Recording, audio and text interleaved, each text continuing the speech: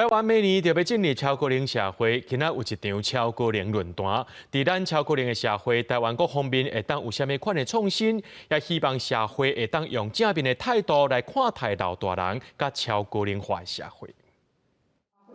台湾连面要进入超高龄社会，面对安尼的变化，是社会的挑战，嘛是创新的机会。拜四就12举办论坛，讨论超高龄时代台湾社会创新的机会。伫科技创新的方面，工研院讲，因这几年陆续研发出几啊款互高龄者使用的科技工具，亲像陪伴机器人、智慧音乐治疗装置、智慧服装系统等等，有一寡已经进入中高龄生活中来使用。这拢证明讲超高龄化是科技应用创新的好机会。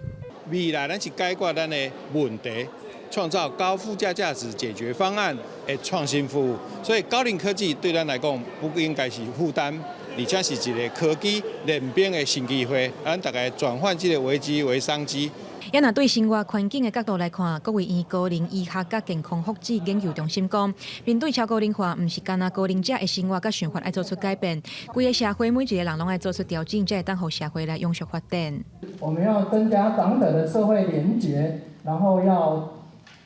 追求我们世代的和谐共荣，然后要把所有的健康友善的环境一起推广，这样才有办法达到超高龄社会的永续发展跟经营哈。台湾伫人口方面面对高龄化以及少子化的双重挑战，主办单位讲，论坛上主要就是要带民众去思考讲，要安怎用正面的态度去看高龄人口愈来愈侪的状况，改变老人是社会负担的歹名声。记者柯川、柯明在台北报道。